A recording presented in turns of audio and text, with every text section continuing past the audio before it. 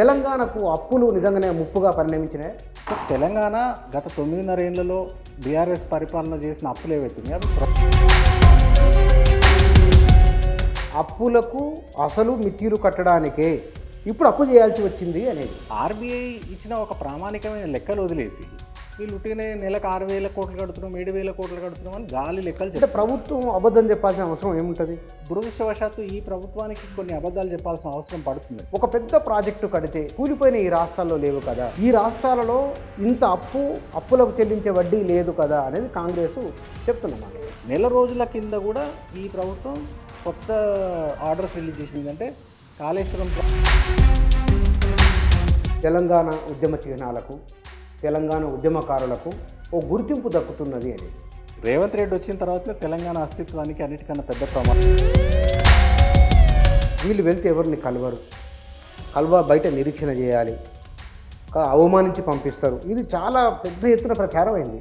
నాయకుడు అనేవాడు ఎంతమందిని కలవాలో అంతకన్నా ఎక్కువ మందినే కలిశారు ఎనీ డే. కానీ ఈ బదనాం మాత్రం మిగిలి కేసీఆర్ ఇప్పుడు కూడా బయటకు ఎందుకు రావచ్చు? వీళ్ళనే తట్టుకోలేక ఆయన అక్రమ కేసులు పెట్టి అరెస్టులు చేసి ఆగమాగం చేస్తున్నారు. ఇక కేసీఆర్ గారు విద్యుత్ ప్రాజెక్టులు విపరీతమైన భారాన్ని మిగిలించినాయి. ఆ ఛత్తీస్గఢ్ నుంచి కన్నా కరెంటుకు అనవసరంగా డబ్బులు ఇవ్వాల్సి వచ్చింది. విద్యుత్ ప్రాజెక్టుని నిర్మించేదాన్ని బిహెచ్ఎల్కి ఇచ్చినాం. నిజంగా కేసీఆర్ గారికి డబ్బు చేసుకుని అదే ఉండు.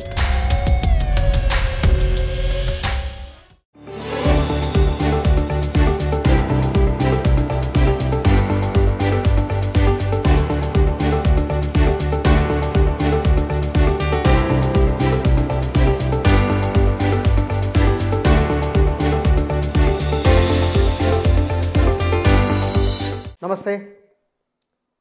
సుమారుగా 20 సంవత్సరాల కింద 2006 2026 వస్తే 20 ఏళ్ళు 2025లో ఉన్నాం. అప్పుడు వచ్చిన పుస్తకం ఒక దళారి పశ్చాత్తాపం, ఇంగ్లీష్ నుంచి తెలుగులోకి అనువాదమైంది. అది సంచలనం కలిగించింది. చాలా ఏండ్ల తర్వాత ఒక పుస్తకం పైన జరిగిన చర్చ. ఎందువల్ల? రాజకీయ ఆర్థిక ప్రాబల్యం గల వాళ్ళు ఎట్లా చేస్తారో ప్రపంచాన్ని చెప్పిన పుస్తకం అది.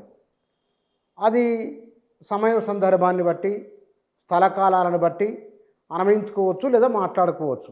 ఇక్కడ ఆ పుస్తకాన్ని తెలుగుకరించిన రచయిత మొన్నటి వరకు తెలంగాణ ప్రభుత్వంలో పనిచేసిన వారు, తెలంగాణ ఉద్యమంలో ప్రత్యక్షంగా భాగస్వామి, భావవ్యాప్తి చేయడంలో రాతల ద్వారా దోహదపడిన వారు కొనతం దిలీప్ గారు నా దగ్గర ఉన్నారు.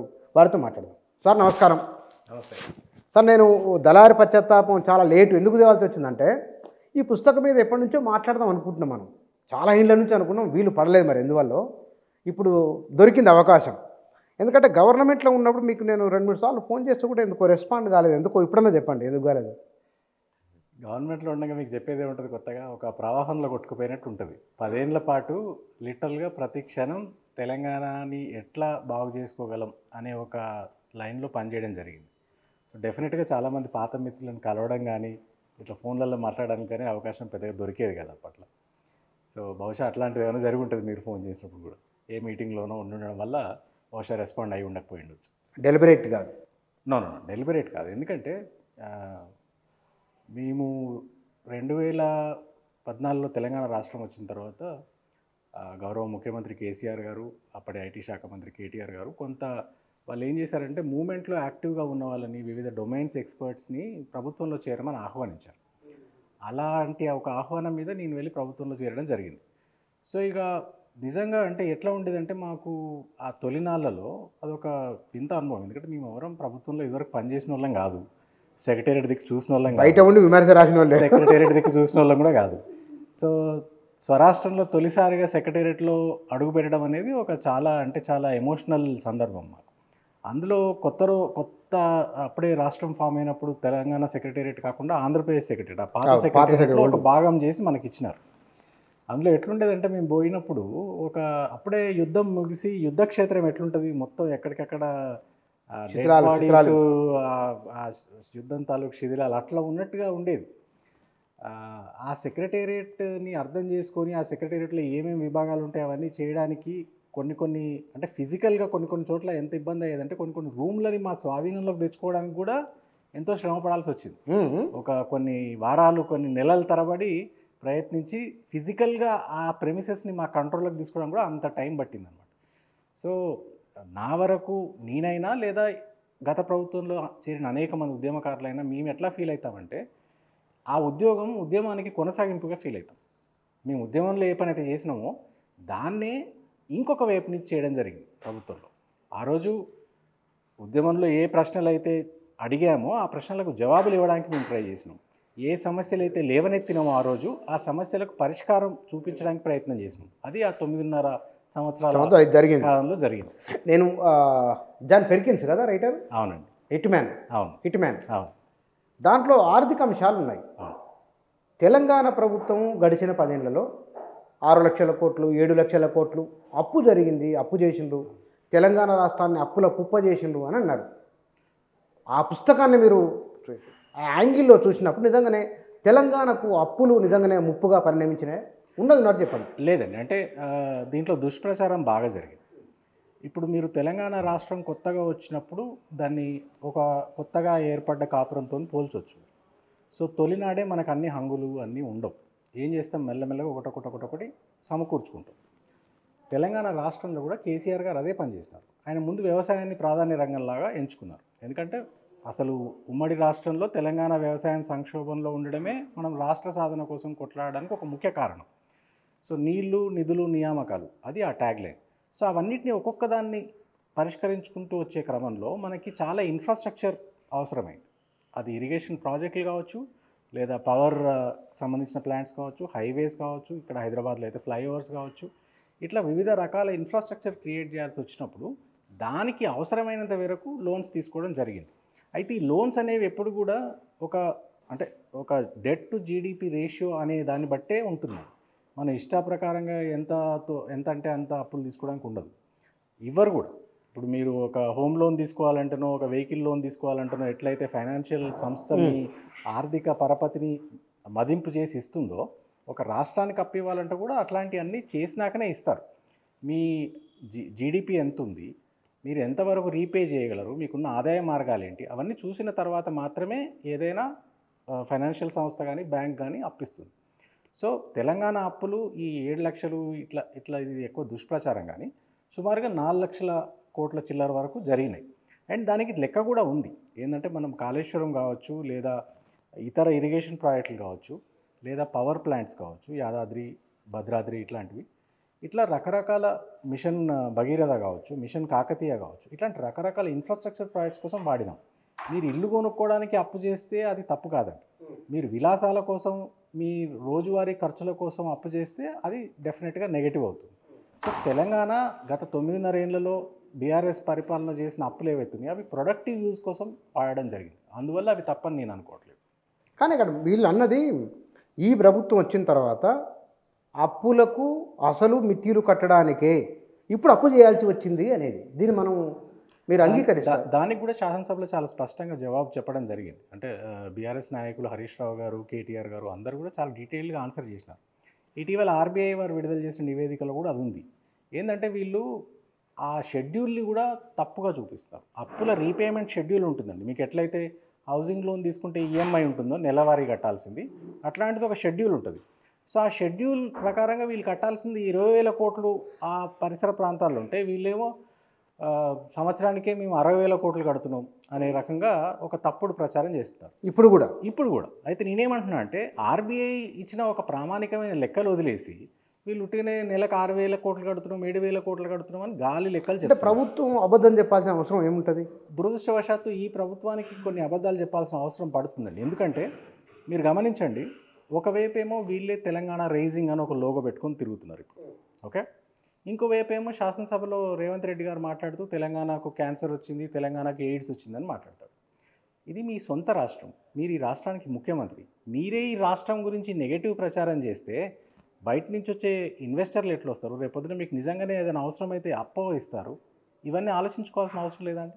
మీ సొంత రాష్ట్రం యొక్క ఆర్థిక పరిస్థితి గురించి, మీ సొంత రాష్ట్రం యొక్క వివిధ రంగాల్లో ఉన్న అభివృద్ధి గురించి మీరే ఒక తప్పుదోవ పట్టించే విధంగా ప్రకటనలు చేస్తే బయట నుంచి డెఫినెట్గా నెగటివ్ ఒపీనియన్ వస్తుంది కదా. అంటే ప్రజలకు వాస్తవాన్ని చెప్పాలనుకున్నప్పుడు వాళ్ళది ప్రజాపాలన అన్నారు, తమది ప్రజాపాలన అనుకున్నప్పుడు అందులో ఏమేమి ఉన్నది కూడా ప్రజలకు చెప్పాలి కదా. అంటే ఆర్బీఐ ఇచ్చిన నివేదిక తప్పంటారా? గత నెలలోనే విడుదలైంది, అది పబ్లిక్ డొమైన్లో ఉంది. దాని ప్రకారం అప్పులు ఎంత రీపే చేస్తున్నారో అందులో ఉంది. అది వదిలేసి వీళ్ళు సొంత లెక్కలు ఎందుకు చెప్తున్నారు? వీళ్ళు తెల్ల కాగితం మీద అంకెలేసి ఎందుకు మీడియాకు లీకులు ఇస్తున్నారు? ఆర్బీఐ ప్రామాణికంగా ఇచ్చింది కదా, అన్ని రాష్ట్రాలు అప్పులు ఇచ్చింది, ఒక తెలంగాణ అప్పులు ఒకటే ఇవ్వలేదు. అందులో ఉన్నాయి నిజాలేంటివో మళ్ళీ వీళ్ళు ఎందుకు తప్పుదోవ పట్టిస్తున్నారు? ఎందుకంటే గత 10 ఏళ్లలో తెలంగాణలో అద్భుతమైన ప్రగతి జరిగింది, చాలా పెద్ద ఎత్తున పునర్నిర్మాణం జరిగింది. తెలంగాణ చాలా ఇండికేటర్స్లో, చాలా ఇండిసెస్లో టాప్ స్టేజ్లో ఉంది. దాన్ని ఇప్పుడు మసిబూసి మారేడుకాయ చేయాలి వీళ్ళు, ఎందుకంటే అంతకంటే బెటర్గా పర్ఫామ్ చేయడం వీళ్ళ వల్ల కాదు. సో ఏం చేయాలా? గతంలో ఏదో జరిగింది ఒక నెగటివ్ ప్రచారం చేస్తే ఏమైందంటే వీళ్ళ బారాకుని మాఫ్ అవుతాయి. ఇది వీళ్ళ ఎత్తుగడ. కానీ ఇక్కడ మనం మీరు ఒక సందర్భంలో ఒక మాట, తెలంగాణ ఉద్యమ ట్యాగులు అయినవి వచ్చినాయి. తెలంగాణ సంస్కృతిని, తెలంగాణ అస్తిత్వాన్ని, ఆర్థిక శక్తిని బీఆర్ఎస్ లేదా టీఆర్ఎస్ అది పునరుజ్జీవింపజేసింది అనుకుంటే కనుక ఉదాహరణతో చెప్తారా? కాంగ్రెస్ చేసిన వాళ్ళ విధ్వంసం నేను చెప్తాను. ఇప్పుడు తెలంగాణ పర్ క్యాపిటల్ ఇన్కంలో దేశంలో నెంబర్ 1 ప్లేస్లో ఉందండి. ఇదేమి ఉత్తిగా చూమంతారంటే జరిగింది కాదు. వివిధ రంగాల్లో జరిగిన అభివృద్ధి అంతా కలిపితేనే మీకు ఆ జిఎస్డిపి గ్రోత్ రేట్ వస్తుంది. దాన్ని జనాభా ప్రకారం విభజిస్తేనే మీకు పర్ క్యాపిటల్ ఇన్కమ్ వస్తుంది. అందులో నెంబర్ 1 ఉన్నాం, అదొక ఇండికేటర్ కాదా? నెంబర్ 1. నెంబర్ 2, ఐటీ ఎక్స్పోర్ట్స్లో మనం 57,000 కోట్ల దగ్గర ఉంటే ఇవాళ 2,50,000 కోట్లకు చేరినాం. దేశంలో one of the top IT డెస్టినేషన్స్గా హైదరాబాద్ నిలబడ్డది. ఇంకొకటి చెప్తాను, ఓన్లీ ఐటీలో పర్ క్యాపిటల్ ఇన్కమ్లోనే కాదు, ఇవాళ సింపుల్ విషయం, ఉద్యమం జరిగేటప్పుడు చాలామంది మిత్రులు అడిగేవారు, మీరు తెలంగాణ తెలంగాణ అని అంటున్నారు బాగానే ఉంది, కానీ తెలంగాణ వస్తే ఏం దీన్ని బతుకుతారు అని అడిగేటోళ్ళు. మీకు కూడా యాదుకుని ఉంటుంది, ఏం దీన్ని బతుకుతారు అనే దగ్గర మీరు ఎట్లా బతుకుతారు అనేది, ఏం దీన్ని బతుకుతారు అని స్పెసిఫిక్గా ఎందుకు అడిగేటోళ్ళు అంటే ఇక్కడ ఎక్కువ వరి పంట సాగు, నీళ్ళ సౌకర్యం, కరెంట్ సౌకర్యం లేక వ్యవసాయం చాలా సంక్షోభంలో ఉండి అసలు అట్లాంటి పరిస్థితిలో ఉన్న రాష్ట్రం ఇవాళ దేశానికి ధాన్యాగారం అయిందండి. ఆ లెక్కలు మన కళ్ళ ముంగటనే ఉన్నాయి. ఇవాళ Telangana is the highest rice producing state in this country. Punjab నేను ఎక్కినట్టేసినాం, ఉత్తరప్రదేశ్ నేను ఎక్కినట్టేసినాం, వెస్ట్ బెంగాల్ నేను ఎక్కినట్టేసినాం, తమిళనాడు నేను ఎక్కినట్టేసినాం, ఆంధ్రప్రదేశ్ నేను ఎక్కినట్టేసినాం. అంతెందుకు మన ఉమ్మడి ఆంధ్రప్రదేశ్లో మనం కొట్లాడుతుండగా మన ఆంధ్ర మిత్రులు అనేటోళ్ళు, మీ దగ్గర నీళ్ళు లేవు, మీ భూములు వ్యవసాయానికి పనికిరావు, మీరు ఏం చేస్తారు, వ్యవసాయం ఏం చేస్తారు అని మనల్ని కొంత హేళనగా మాట్లాడేటోళ్ళు. ఇవాళ గర్వంగా చెప్పుకునే పరిస్థితి ఏంటంటే ఇవాళ ఆంధ్రప్రదేశ్ కంటే ఎక్కువ ఆహార ధాన్యాల ఉత్పత్తి తెలంగాణలో జరుగుతుంది. అది కాదా అండి విజయం? అది అందుకోసం కాదా మనం తెలంగాణ కోసం కొట్లాడింది? వ్యవసాయంలో, ఐటీలో, పర్ క్యాపిటాలో, జిఎస్డిపిలో ప్రతి చోట నెంబర్ 1 తీసుకొచ్చి వదిలిపెట్టినారు కేసీఆర్ గారు. అట్లాంటి అన్నీ వడ్డించిన పల్లెం లాంటి ఒక స్టేట్ని మేనేజ్ చేయలేక సతమతమవుతున్నాడు రేవంత్ రెడ్డి. కానీ ఇక్కడ వాళ్ళన్న మాట ఏమిటంటే నిజంగానే మీరు అన్నట్లు మిగతా రాష్ట్రాలతో పోల్చినప్పుడు తెలంగాణ ఎట్లయితే మొదటి ర్యాంకు 2వ ర్యాంకులో ఉన్నదో, ఒక పెద్ద ప్రాజెక్టు కడితే కూలిపోయిన ఈ రాష్ట్రాల్లో లేవు కదా, ఈ రాష్ట్రాలలో ఇంత అప్పులకు చెల్లించే వడ్డీ లేదు కదా అనేది కాంగ్రెస్ చెప్తున్నారు. ఈ రెండు కూడా అబద్ధాలే అండి. ఒకటి, కాళేశ్వరం అనే ప్రాజెక్ట్ కూలిపోలేదండి. కాళేశ్వరం అనేది చాలా కాంప్లెక్స్ అండ్ చాలా మెగా ప్రాజెక్ట్. అందులో ఒక 20 కాంపోనెంట్స్ ఉంటాయి. అందులో బరాజులు ఉంటాయి, అందులో రిజర్వాయర్లు ఉంటాయి, అందులో పంప్ హౌస్లు ఉంటాయి, టన్నెల్స్ ఉంటాయి. ఈ అన్నిటితో ఒక పెద్ద వ్యవస్థ అది. అందులో ఒక్క బరాజ్లో ఒక 2-3 పిల్లర్లు కొంచెం కుంగిన మాట వాస్తవం, అది పబ్లిక్ డొమైన్లో ఉంది. దాన్ని పట్టుకుని ఏదో ప్రాజెక్ట్ అంతా కూలిపోయింది, కొట్టుకుపోయింది అన్నట్టుగా వీళ్ళు ప్రచారం చేశారు. మొన్న 10 లక్షల క్యూసెక్ల వరద వచ్చినా కానీ ఆ బరాజ్ అట్లాగే నిలబడింది. పెద్ద పెద్ద కాంప్లెక్స్ ప్రాజెక్ట్స్ కట్టినప్పుడు తప్పనిసరిగా అందులో చిన్న చిన్న సమస్యలు వస్తాయండి. మీరు ఇల్లు కట్టుకున్నా కానీ మీరు గృహప్రవేశం చేసేనాడు ఎక్కడో పైప్ లైన్ లీకేజో లేకపోతే సీలింగ్ లీకేజో ఏదో చిన్న క్రాక్ రావడం జరుగుతుంది, సహజంగా జరుగుతుంది. దాన్ని రెక్టిఫికేషన్ చేసుకుని మళ్ళీ దాన్ని మంచిగా చేసుకుంటాం. అంతేగాని వీళ్ళు దుష్ప్రచారం చేస్తున్నట్టుగా కాళేశ్వరం ఏం కూలిపోలేదు. ఇంకా బెస్ట్ ఎగ్జాంపుల్ మీకు ఏంటంటే, నెల రోజుల కింద కూడా ఈ ప్రభుత్వం కొత్త ఆర్డర్స్ రిలీజ్ చేసిందంటే కాళేశ్వరం ప్రాజెక్ట్ నుంచి హైదరాబాద్కి తాగునీరు తీసుకుంటామని.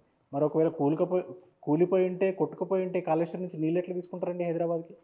ఈ కొత్త అన్ని లక్షల కోట్లు పెట్టి ఖర్చు పెట్టినప్పుడు ఆ మాత్రం వినియోగించుకోకుంటే ఎట్లా? లేదు, అది ప్రాజెక్ట్ ఇంటాక్ట్గా ఉంది, అందులో చిన్న మైనర్ రిపేర్ అది చేసుకుంటే సరిపోతుంది. వీళ్ళు అది పూర్తిగా ఎందుకు దాన్ని ఫంక్షనల్ చేస్తలేరంటే, దాన్ని పూర్తి ఫంక్షనల్ చేసి దాని పర్ఫార్మెన్స్ చూపిస్తే మళ్ళీ సేమ్ ఓల్డ్ ప్రాబ్లం వీళ్ళది ఒక వింత సమస్య అండి. వీళ్ళ సమస్య ఏంటంటే గత ప్రభుత్వంలో జరిగిన ఏదైనా మంచిని మంచి అని చెప్పే అది లేదు. ఎందుకంటే అట్లా చెప్పిన మరుక్షణం వీళ్ళు అంతకంటే బెటర్‌గా చేయాల్సి ఉంటుంది. ఇది చేత కాదు. సో ఏం చేయాలా? చిన్న గీత, పెద్ద గీత స్టోరీ. ఇదివరకు ఏం చెప్పేది మనకు? ఒక గీతని చిన్నగా చేయాలంటే దాని పక్క పెద్ద గీత గీయాలా అనేది. వీళ్ళు ఉల్టా అనమాట. వీళ్ళు ఏం చేస్తారు? ఆ ప్రభుత్వాన్ని చిన్నగా చేయడానికి ఏం చేయాలా? వీళ్ళు దుష్ప్రచారం చేయాలా? దాన్ని తక్కువ చేసి చూపియాలి. అదొకటి. రెండోది ఇంతకుముందు అప్పుల గురించి కూడా అన్నారు. నేను మళ్ళీ మళ్ళీ చెప్తున్నాను. డెట్ టు జీఎస్డిపి రేషియో అనేది ఒకటి ఉంటుంది. మీరు చూడండి ఆర్బీఐ ఇచ్చిన నివేదికలే చూడండి. అట్టడుగున ఉన్న రాష్ట్రాల్లో మనం ఒకటి. అంటే ఈ డెట్ టు జీఎస్డిపి దాంట్లో కింద ఉండాలి మనం, మీద ఉండొద్దు. అంటే టాప్లో ఉండొద్దు, అడుగున ఉండాలి. అడుగున ఉన్న రాష్ట్రాల్లో తెలంగాణ ఒకటి. సో అప్పులు ఎక్కువ ఉన్నట్టు ఎట్లయితే మీ పరపతిని బట్టి అప్పులు ఉంటాయి అంతే. ఇప్పుడు మీకు ₹1,00,000 జీతం అనుకోండి, మీరు 50,000 ఈఎంఐ కట్టగలరు కాబట్టి మీకు అంతకు లోన్ వస్తుంది. మీకు 10,000 జీతం అనుకోండి, మీకు అంతమందమే లోన్ వస్తుంది. సో రాష్ట్రం యొక్క ఆర్థిక పర్ఫార్మెన్స్ మంచిగా ఉన్నప్పుడు డెఫినెట్గా మనకు లోన్స్ తీసుకునే వెసులుబాటు ఉంటుంది, తీసుకుంటాం, దాంతో అభివృద్ధి పనులు చేస్తాం. అది ఇంపార్టెంట్. ఆ తీసుకున్న లోన్ దేనికి వాడడం అనేది ఇంపార్టెంట్. కానీ ఇక్కడ కాంగ్రెస్ వచ్చిన తర్వాత తెలంగాణ ఉద్యమ చిహ్నాలకు, తెలంగాణ ఉద్యమకారులకు ఓ గుర్తింపు దక్కుతున్నది అనేది. మరి మిగతా నిజంగా గడిచిన 10 ఏళ్లలో ఎందుకు ఇవన్నీ మీరు చేయలేకపోయినారు? అంటే మనం ఉద్యమ ట్యాగ్లే అనుకున్నాం కదా, ఆత్మగౌరవం కూడా ఉంది కదా అందులో. యాక్చువల్గా రివర్స్ జరిగిందండి. రేవంత్ రెడ్డి వచ్చిన తర్వాతనే తెలంగాణ అస్తిత్వానికి అన్నిటికన్నా పెద్ద ప్రమాదం పొంచింది. ఎలా ఉన్నదో నేను చెప్తాను. ఇప్పుడు ఆయన వచ్చిన తర్వాత కొన్ని అంటే పనిలేని పనులు అని అనొచ్చు వాటిని. ఎందుకంటే ఆయనకు నిజంగా డెవలప్మెంట్ అట్లాంటి ఎజెండాలు ఏం లేవు. ఏదో కొంత టైంపాస్, కొంత డైవర్షన్ టెక్నిక్స్ వాడుతున్నాడు. ఇప్పుడు చూడండి, మీరు తెలంగాణ స్టేట్ ఎంబ్లెమ్ ఉంటుంది, అందులో మీకు చార్మినారు, కాకతీయ తోరణం ఉంటుంది. దాన్ని తీసేస్తా అంటాడు ఆయన. ఎందుకు అని అంటే అవి రాచరిక చిహ్నాలు అంటారు. చార్మినారు, కాకతీయ తోరణం రాచరిక చిహ్నాలు కానే కావు, తెలంగాణ అస్తిత్వ చిహ్నాలు. వాటిని తీసేసి ఆయన ఏం పెడతా అంటాడు? అమరవీరుల స్తూపం పెడతా అంటాడు. కనీసం ఆయనకు తెలుసా లేదా అమరవీరుల స్తూపం అనేది కాంగ్రెస్ చేసిన దాష్టీకానికి ఒక నిదర్శనం. 1969 మూమెంట్లో 369 మంది తెలంగాణ యువతీ యువకులను కాల్చి చంపితే వారి స్మృతికి మనం అది మాటియర్స్ మెమోరియల్ కట్టుకున్నాం గన్ పార్క్లో. దాన్ని తీసుకొచ్చి లోగోలో పెడతా అంటాడు. లోగోలో పెడితే ప్రతిరోజు తెలంగాణ ప్రజలకు ప్రతి నిమిషం గుర్తొస్తుంది మీరు కాంగ్రెస్ పార్టీ తెలంగాణ 1969 మూమెంట్ని ఎట్లా అణచివేసిందో. ఫస్ట్ది అది. రెండోది ఇంకోటి ఏం చేసినాడు? తెలంగాణ స్టేట్, ఇదివరకు మనం ఏమనేటోళ్ళం అండి అంటే తెలంగాణ స్టేట్ అని ఆ సంస్థ పేరు ఉండదు. ఇప్పుడు ఆర్టీసీ అనుకోండి, తెలంగాణ స్టేట్ ఆర్టీసీ. ఈయన వచ్చి దాని ఏదో పెద్ద గొప్ప విషయం చేసినట్టుగా తెలంగాణ ఆర్టీసీ అని మార్చిండు. స్టేట్ అనే పదం ఉత్తినే పెట్టలేదు ఆ రోజు కేసీఆర్ గారు. తెలంగాణ అనేది ఎప్పటి నుంచో కొన్ని వేల సంవత్సరాల నుంచి ఉనికిలో ఉన్న ఒక పదం, ఒక ప్రాంతం. ఇప్పుడు అది రాష్ట్రమైంది. కాబట్టి ఏం చేయాలి? ఇది రాష్ట్రమైంది అనేది బయట ప్రజలకు తెలియాలా, ఆ కొత్త ఐడెంటిటీ ప్రజలకు తెలియాలనే ఉద్దేశంతో ఆయన తెలంగాణ స్టేట్ అనేది ప్రతి సంస్థ పేరులో వచ్చేటట్టుగా పెట్టినారు. ఇది ప్రపంచమంతా జరుగుతుంది. ఇప్పుడు యునైటెడ్ స్టేట్స్ ఆఫ్ అమెరికా అంటాం. ఎందుకు? ఆ పేరు ఒక దాన్ని సూచిస్తుంది. ఆ రాష్ట్రాలన్నీ కలిసి ఒక దేశంలాగా ఫామ్ అయిన యునైటెడ్ స్టేట్స్ ఆఫ్ అమెరికా అని సూచిస్తుంది. అట్లా ప్రతి దేశానికి, రిపబ్లిక్ ఆఫ్ కొరియా, అట్లా ప్రతి దేశానికి ఒకటి ఉంటుంది. అంటే ఆ పూర్తి నామధేయం మనం వాడం, కానీ డెఫినెట్గా ఆ పూర్తి నామధేయంలో ఒక ఐడెంటిటీ ఉంటుంది. తెలంగాణ స్టేట్ అనేది అట్లాంటి ఐడెంటిటీ. ఈయనకు ఆ విషయాలు తెలియదు. మొన్న ఏం చేసినాడు? తెలంగాణ స్టేట్ పోలీస్ అని ఉందండి, మన రాష్ట్ర పోలీసుని తెలంగాణ స్టేట్ పోలీస్ అని వాళ్ళ లోగోలో ఉంటుంది. ఈయన దాన్ని మార్చి తెలంగాణ పోలీస్ అని మార్చాడు. నేను చెప్తా, ఈ పనులేని పనుల వల్ల ఏం జరుగుతుంది తెలుసా? ప్రతి పోలీస్ స్టేషన్లో, ప్రతి పోలీస్ యూనిఫామ్లో, ప్రతి పోలీస్ ఆఫీస్లో వాడే స్టేషనరీలో ఈ మార్పులను చేస్తే కొన్ని వందల కోట్ల రూపాయలు అవుతాయి. ప్రతి ఆర్టీసీ బస్సు మీద, ప్రతి ఆర్టీసీ బస్ డిపో, ప్రతి RTC bus stand, bus stop, అన్ని చోట్ల ఈ పేర్ల మార్పు చేయాలండి. దీనివల్ల పైసా లాభం అవుతుంది తెలంగాణకు. ఒకటి అస్తిత్వంతో ఆటలాడడం అవుతుంది ఇది. రెండోది తెలంగాణకు పైసా లాభం లేకపోగా వందల కోట్ల రూపాయల ప్రజాధనం వృధా అవుతుంది. ఇదేమైనా పనికొచ్చే పనా మీరు చెప్పండి. కానీ అక్కడ అంటున్నది అంటే తెలంగాణ ఉద్యమం నడుస్తున్నప్పుడు ప్రజల్లోకి ఈ వాయిసే బలంగా వెళ్ళి అన్న టీఎస్ అని రాసుకోలేదు కదా, మనం టీజీ అని రాసుకున్నాం. ఎస్, కానీ టీజీ అని రాసుకున్నప్పుడు ప్రజలు చెప్పిన దాన్ని ప్రభుత్వంలోకి తీసుకొచ్చినాము. అది స్టేట్ అంటే రాజ్యం ఏమిటి మళ్ళా. ఇప్పుడు ఉద్యమ కాలంలో ఏంటండి అంటే ఉద్యమంలో మనం చాలా కొన్ని అటు ప్రభుత్వం ఎట్లా నడుపుతామనే అవగాహన లేకుండా ఉద్యమ కాలంలో కొన్ని అనుకుంటాం. కానీ ప్రభుత్వం వచ్చిన తర్వాత పూర్తిగా మదింపు చేసిన తర్వాత డెఫినెట్గా కొన్ని నిర్ణయాల విషయంలో తేడా ఉంటుంది. అది తెలంగాణ మంచికే చేసిన నిర్ణయం, అంతేగాని దాంట్లో వేరే ఉద్దేశాలు ఏం లేవు. తెలంగాణ స్టేట్ అని పెడితే కేసీఆర్ గారికి అదనంగా వచ్చేది ఏమి ఉండదు. అది ఒక ఐడెంటిటీ తెలంగాణ. ఇప్పుడు చూడండి, మీరు తెలంగాణ ఫామ్ అయిన తర్వాత కొన్ని సంవత్సరాల వరకు వేరే రాష్ట్రాలకు పోతే తెలంగాణ అంటే అది ఎక్కడ ఉందని అడిగేటు. అంటే ఐడెంటిటీ ఆ పూర్తి రూపు సంతరించుకోవడానికి కొంత టైం పడుతుంది. ఆ తెలంగాణ స్టేట్ అని పెట్టడంలో ఆయన ఉద్దేశం అది. అంతేగాని ఇప్పుడు దాన్ని మార్చేసి తెలంగాణ అని పెడితే ఏదో కొత్తగా వచ్చేది ఏం లేదు. దానివల్ల మన ఐడెంటిటీకి అదనంగా యాడ్ అయ్యేది లేదు. అది లేకపోగా ఇప్పుడు ఈయన ప్రతిసారి చిహ్నాలు మార్చడం, లోగోలు మార్చడం, తెలంగాణ తల్లి విగ్రహం మార్చడం, సంస్థల పేరు మార్చడం, ప్రభుత్వం మారిన ప్రతిసారి ఇట్లా మారుస్తూ పోతే ఐడెంటిటీ అనేది ప్రమాదంలో పడుతుంది. అదే ఆయన గ్రహించడం లేదు. అయితే టీఆర్ఎస్ ఐడెంటిటీ ప్రమాదంలో పడుతుంది కాబట్టి టీఆర్ఎస్ వాళ్ళు ఆందోళన వ్యక్తం చేస్తున్నారు. ప్రజలకు కానీ భవిష్యత్ తరాలకు కానీ వచ్చిన సమస్య ఏమీ లేదని కాంగ్రెస్ అంటున్నారు. కాంగ్రెస్కి ఒక విషయం అర్థం కాదు ఏంటంటే, టీఆర్ఎస్ పార్టీ అనేది తెలంగాణ యొక్క ఐడెంటిటీని ఓన్ చేసుకునే పార్టీ. డెఫినెట్గా వాళ్ళ నుంచి రెస్పాన్స్ ఉంటుంది. బీఆర్ఎస్ అయింది కదా ఇప్పుడు అది. బీఆర్ఎస్ అయినా ఆ రూట్స్ అయితే అవే కదా, తెలంగాణ రూట్స్తోనే ఉంటుంది ఆ పార్టీ. తెలంగాణ కేంద్రంగానే పనిచేస్తుంది. కాబట్టి ఏమైందంటే, తెలంగాణ ఐడెంటిటీకి ఏదైనా సమస్య వచ్చినప్పుడు రెస్పాండ్ అయ్యేది బీఆర్ఎస్ పార్టీనే రెస్పాండ్ అవుతుంది. కాంగ్రెస్ రెస్పాండ్ కాదు, బీజేపీ రెస్పాండ్ కాదు. ఎందుకంటే వాళ్ళకు 29 రాష్ట్రాల్లో ఇది ఒక రాష్ట్రం. అట్లా ఆ ఐడెంటిటీ మీద అంత అవగాహన లేదు వాళ్ళకి. రెండోది, వాళ్ళు ఎన్నడూ మూమెంట్లో కూడా పెద్దగా సీరియస్గా పార్టిసిపేట్ చేసిన పార్టీస్ కావు. టీఆర్ఎస్ అట్లా కాదు కదా, మూమెంట్ నుంచి వచ్చిన పార్టీ కాబట్టి డెఫినెట్గా సెన్స్ ఆఫ్ బిలాంగింగ్నెస్ ఉంటుంది. కానీ ఇక్కడ ఉద్యమకారులకు ₹1 కోటి 2 కోట్ల గవర్నమెంట్ ఇంటి స్థలం ఇవ్వడం, భారీ ఎత్తున నగదు ఇవ్వడం, పాఠం గుర్తించడం, మాటను గుర్తించడం, అది ఆత్మగౌరవాన్ని ఇవ్వడం కదా. బీఆర్ఎస్ ఎందుకు అది ఆలోచన చేయలేకపోయింది? బీఆర్ఎస్ చాలా పనులు చేసింది. నేను ఏమంటున్నా అంటే, బీఆర్ఎస్ చాలా పనులు చేసింది, ఈయన కొన్ని పనులు వాళ్ళు చేయలేదని ఆరోపిస్తున్నాడు అంతే. ఇప్పుడు ఉదాహరణకు చెప్తాను నేను. ప్రపంచ ఉద్యమాల చరిత్రలో తెలంగాణ ప్రభుత్వంలో ఉన్నంతమంది ఉద్యమకారులు ఇంకే ప్రభుత్వంలో లేరని నేను ఘంటాపదంగా చెప్పగలను. దాదాపు 100 మంది రాష్ట్ర స్థాయి ఉద్యమకారులను వివిధ స్థాయిల్లో ప్రభుత్వంలోకి తీసుకొని గౌరవించారు కేసీఆర్ గారు. ఇవాళ రేవంత్ రెడ్డి ఉద్యమకారులకు గుర్తింపు దక్కలేదని కనుక అంటున్నట్టయితే, ఆయన 101 మనిషికి కూడా ఇచ్చి చూపించమని చెప్పండి. ఆ కేసీఆర్ గారు 100 మందికి ఇచ్చారు కాబట్టి నేను అంతకన్నా ఒకరిద్దరికి ఎక్కువనే ఇచ్చి చూపిస్తానని చేయమనండి. అప్పుడు హర్షిస్తారు ప్రజలు. ఉట్టిగానే ఆధారాలు లేకుండా ఆరోపణలు చేయడం అనేది ఎవరి వలన అంటే ఎవరైనా చేయొచ్చు అది. కానీ నిజంగా మాట వినప్పుడు ₹1 కోటి అని అన్నారు మీరు. ₹1 కోటి 5-6 మందికి ఇస్తే అది ఉద్యమకారులకు గౌరవం ఇచ్చినట్టు కాదు. కొన్ని వందల మంది ఉద్యమకారులకు కేసీఆర్ గారు వివిధ రకాలుగా గౌరవించినారు. అది ఇప్పుడు ఈయన మేనిఫెస్టోలో ఉద్యమకారులకు 2-3 ప్రామిసులు చేసినారు రేవంత్ రెడ్డి గారు.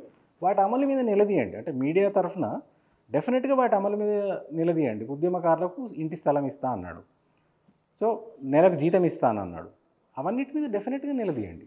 అవి చేస్తే అందరూ హర్షిస్తారు. అంటే చెయ్యరోని మీ భావనను ఇప్పటిదాకా 13 నెలలు అవుతుందండి. ఆయన ఎన్ని ప్రామిస్ల మీద వెనక్కి పోయిండో చూసిన తర్వాత ఉద్యమకారులకు ఆయన న్యాయం చేస్తాడని నేను మాత్రం అనుకోవట్లేదు. ఎందుకంటే ఆయనకు ఉద్యమకారులు ఈ పదాల అర్థము తెలియదు. ఆయనకు సెంటిమెంటల్ ఫీలింగ్స్ లేవు, అటాచ్మెంట్ లేదు తెలంగాణ ఉద్యమంతో. ఆయన ఎందుకు చేస్తాడండి? ఏదో ఓట్లు వేయించుకోవడానికి, ఆ రోజు పబ్బం గడుపుకోవడానికి వీళ్ళు ఇచ్చిన సూచనలని మేనిఫెస్టోలు పెట్టి 420 హామీలు ఇచ్చినారండి. అది గెలుస్తామని అయితే ఇచ్చినారని నేను అనుకోను. ఏదో ఒక రాయేసి చూద్దాం ఏమైద్దాం అని అనుకున్నారు. వాళ్ళకు అదృష్టం కలిసి వచ్చి ఎన్నికల్లో గెలిచారు. ఇప్పుడు అవి అమలు చేయమనంటే ఇబ్బంది పడుతున్నారు. ఎందుకంటే అవి నిజంగా కూడా కొన్ని అమలు చేయడానికి వీలు కాదు, అంత ఘోరమైన హామీలు ఇచ్చినారు. బీఆర్ఎస్ అదృష్టం మరొకరికి అదృష్టంగా ఎట్లా మారింది మరి? వీళ్ళకుండా అటువైపు ఎందుకు పోయింది అంటారు? అంటే రకరకాల కారణాలు ఉంటాయండి. ఒక ఎన్నికని ఒకటే అంశం ప్రభావితం చేయదు. జనరల్గా ఎక్కడ ఎన్నిక జరిగినా దాదాపు 18-20 అంశాలు ప్రభావితం చేస్తాయి. ఒక చోట ఎమ్మెల్యే పనితీరు ఉంటుంది, ఒక చోట ఆ ప్రాంతంలో ఉన్న సామాజిక పరిస్థితులు, అంటే మతం కానీ, కులం కానీ, ఆ ఏరియా యొక్క సమస్యలు కానీ, లేదా ఒక పార్టీ యొక్క బలాబలాలు కానీ, లేదా కొంతమేరకు డబ్బు కానీ, ఇట్లా రకరకాల అంశాలు ప్రభావితం చేస్తాయి ఎన్నికల్ని. సో మొన్నటి ఎన్నికల్లో నేను అనుకోవడం ఏంటంటే, 10 సంవత్సరాల పాటు బీఆర్ఎస్ పార్టీ అధికారంలో ఉంది. 10 సంవత్సరాల తర్వాత ఏమైందంటే డెఫినెట్గా ఒక కొత్త తరం ఎదిగి వస్తుంది. అంటే తెలంగాణ అంటే, ఉమ్మడి రాష్ట్రం అంటే ఎట్లా ఉండేనో తెలియక, తెలంగాణ ఉద్యమం అంటే తెలియక ఉన్న ఒక జనరేషన్ ఇప్పుడు ఎదిగి వచ్చింది. వాళ్ళు ఇప్పుడు ఓటర్లు అయినారు. నాకు అనిపించింది ఏంటంటే, వాళ్ళలో చాలామందికి ఏం మార్పు వచ్చింది తెలంగాణ అనేది పూర్తిగా అర్థం కాలేదు.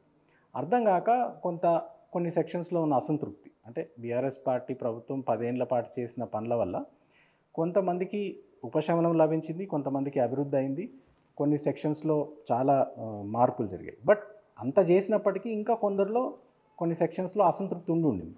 సో అవన్నీ కలగలిసి ఆ ఓటమి అయిందని అనుకుంటున్నానండి నేను.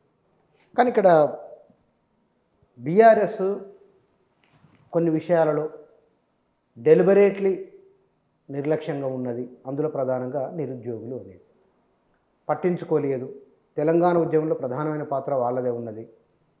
కాబట్టి వారిని విస్మరించడమే బీఆర్ఎస్కి వచ్చిన నష్టం అని అంటే మీరు అంగీకరిస్తారా? అంగీకరించరండి. ఇది తప్పనిసరిగా 100% దుష్ప్రచారం. నేను ఇది చెప్తాను. కూడా దుష్ప్రచారమేనా? దీనికి అంటే లెక్కలు ఉన్నాయి. అంటే మనం ఉట్టిగానే ఏదో గాలి మాటలు మాట్లాడడం కాదు. బీఆర్ఎస్ పార్టీ ఎన్నికల అంటే 2014లో ఎన్నికలు గెలిచినప్పుడు వాళ్ళు మేనిఫెస్టోలో ఇచ్చిన ప్రామిస్ 1,00,000 ఉద్యోగాలండి. 1,00,000 ప్రభుత్వ ఉద్యోగాలు నింపుతామని వాళ్ళు రాతపూర్వకంగా ఇంటికో ఉద్యోగం అని లేదు. అనలేదండి.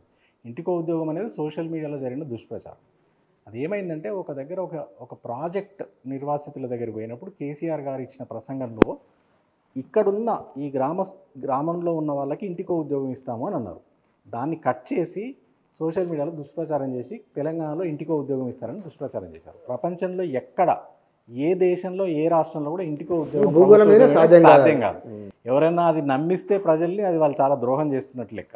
అట్లాంటి దుష్ప్రచారం చాలా చేసినారు బీఆర్ఎస్. వాళ్ళు ఇస్తా అనేది 1,00,000 ఉద్యోగాలండి. 10 ఏళ్లలో 1,60,000 ఉద్యోగాలు నింపినారు. ఇంకో 90,000 ఉద్యోగాలకు నోటిఫికేషన్లు జారీ చేయడం లేదా అవి ఫైనాన్స్లో క్లియర్ చేయడం జరిగింది. సో వాళ్ళన్న 1,00,000 ఉద్యోగాల కన్నా చాలా ఎక్కువ మోతాదులోనే ఉద్యోగాలు ఇవ్వడం జరిగింది. అయినప్పటికీ కొన్ని రకాల పరీక్షలు కొన్ని రకాల ఉద్యోగాలు ఇవ్వకపోవడం వల్ల బాగా నెగటివ్ అయిందండి నిరుద్యోగుల్లో. ఉదాహరణ గ్రూప్ 1 గ్రూప్ 2 ఉంటాయి. ఈ పరీక్షల నోటిఫికేషన్లో జరిగిన జాప్యం కూడా కొంత అసంతృప్తికి కారణం. కానీ ఉద్యోగాలు ఇవ్వలేదనేది అబద్ధం. ఉద్యోగాలు వాళ్ళు ప్రామిస్ చేసిన దానికన్నా ఎక్కువనే ఇచ్చినారు. కానీ మీరు ప్రభుత్వంలో అంతర్భాగంగా ఉన్నారు కాబట్టి వీళ్ళు వెళ్తే ఎవరిని కలవరు, బయట నిరీక్షణ చేయాలి, అవమానించి పంపిస్తారు. ఇది చాలా పెద్ద ఎత్తున ప్రచారం అయింది. అవమానించి పంపిస్తారనేది అబద్ధము. కలవడం అనేది నేను దగ్గర నుంచి చూసిన కాబట్టి ప్రతిరోజు కేసీఆర్ గారు కానీ ఇంకా ఇతర నాయకులు కానీ వందలాది మందిని కలిశారండి. కలవలేదు అనేది అబద్ధం. కాకపోతే ఏమైందంటే టీఆర్ఎస్ పార్టీ ఒక ఉద్యమం నుంచి వచ్చిన పార్టీ. అంటే ఉద్యమంలో ఏంటంటే తెలంగాణ సమాజంలో దాదాపు ప్రతి ఒక్కరూ ఏదో ఒక రూపంలో ఇన్వాల్వ్ అయినారు కాబట్టి ప్రతి గ్రామంలో కేసీఆర్ గారు అంటే వ్యక్తిగతంగా తెలిసిన వాళ్ళు, కేటీఆర్ గారన్నా హరీష్ గారన్నా ఇట్లా వీళ్ళందరూ అంటే వ్యక్తిగతంగా మాట్లాడిన వాళ్ళు, కలిసి తిరిగిన వాళ్ళు, కలిసి ఉద్యమాలు చేసిన వాళ్ళు కొన్ని వేల లక్షల సంఖ్యలో ఉంటారు. కాబట్టి ఏమైందంటే మాకు ఇబ్బంది, అందరినీ సంతృప్తిపరచడం కష్టమైంది. ఇప్పుడు సెక్రటేరియట్లో పరిస్థితి చెప్తాను నేను. ఫస్ట్లో కేటీఆర్ గారు మంత్రి అయ్యి ఆయన ఛాంబర్లోకి వెళ్ళినప్పుడు బాగా రష్ ఉండేది. ఒక నెల రోజులు రష్ ఉండేది. మేము అనుకున్నాం ఒక 2-3 వారాల తర్వాత ఇంకా తగ్గిపోతుంది, ఈ బొకేలు ఇచ్చేవాళ్ళు వీళ్ళంతా తగ్గిపోతారు. 3 నెలలైనా అది కొనసాగుతూనే ఉంది. అప్పుడు నేను ఒక ఉద్యోగిని, నా సహోద్యోగిని ఒక ఆయన అడిగిన. ఆయన ఉమ్మడి ఆంధ్రప్రదేశ్లో కూడా ఐటీ శాఖలో పనిచేసినాడు. ఆయన పిలిచి అడిగిన, ఏంటబ్బా ఇది పాత గవర్నమెంట్లో కూడా ఐటీ శాఖ మంత్రి ఛాంబర్ దగ్గర ఇట్లాగే ఉండేది ఆ రష్ అని అడిగిన. అంటే ఆయన ఏం చెప్పింది తెలుసా? లేదన్నా ఎప్పుడు తలుపు తీసి ఎవరు వస్తారా లోపలికైనా ఎదురు చూసుకోలేదు ఆ మంత్రి గారని. అంటే ఎందుకు ఈ తేడా అని అంటే తెలంగాణ ఉద్యమం నుంచి వచ్చిన పార్టీ కాబట్టి ప్రతి ఒక్కరు ఓన్ చేసుకున్నారు, ఈ నాయకత్వాన్ని ఈ పార్టీని ఓన్ చేసుకున్నారు. కాబట్టి ప్రతి ఒక్కరు కలవాలని అనుకున్నారు. అందువల్ల వాళ్ళ మీద అన్డ్యూ ప్రెషర్ ఏర్పడింది. వాళ్ళు కలవలేదని కాదు, మామూలుగా ఒక నాయకుడు అనేవాడు ఎంతమందిని కలవాలో అంతకన్నా ఎక్కువ మందినే కలిశారు ఎనీ డే. కానీ ఈ బదనాం మాత్రం మిగిలిపోయింది, కలవాల్సినంత మందిని కలవలేదు అనేది బాగా నెగటివిటీ స్ప్రెడ్ అయింది. అంటే లేనిది అయిందా లేకపోతే ఎంతో కొంత ఉంటే అయిందా? అంటే వాళ్ళకు హ్యూమన్లీ ఎంతమందిని పాసిబుల్లో అంతమందిని కలిసారు. నేను అదే చెప్తున్నాను, మనిషికి ఉన్నదే 24 గంటలు. అందులో మన ఆఫీస్ అవర్స్ ఎన్ని ఉంటాయో మీకు తెలుసు.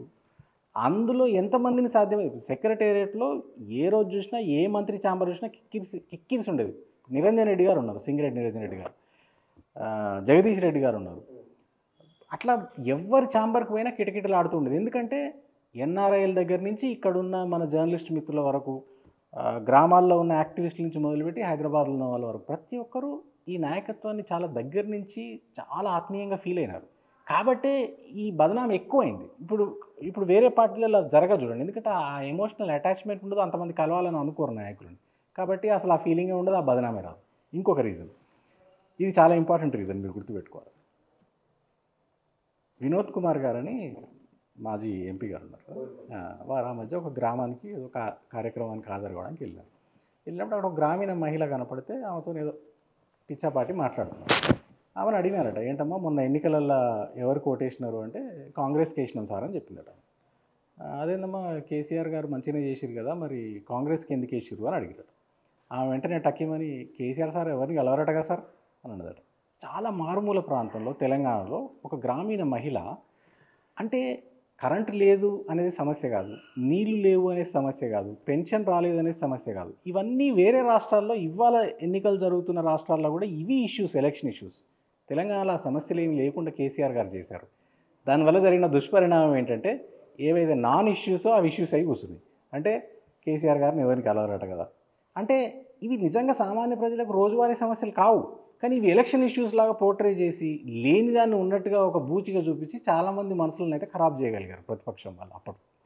కానీ ఇక్కడ ఇంకొక మాట, బహుశా దీనికి మీ సమాధానం ఇదే కావచ్చు, ఇట్లాంటిది చెప్తారేమో మరి. యా, ఆ ముగ్గురు నలుగురు చేతిలోనే ఉంది ప్రభుత్వం, ఆ ముగ్గురు నిర్ణయాలు జరుగుతాయి, మంత్రులున్నా సరే ఏమీ చేయలేని పరిస్థితి, ఎమ్మెల్యేలు కూడా ఏమీ చేయలేని ఇది కూడా ఒక ప్రచారంలో ఉన్నది.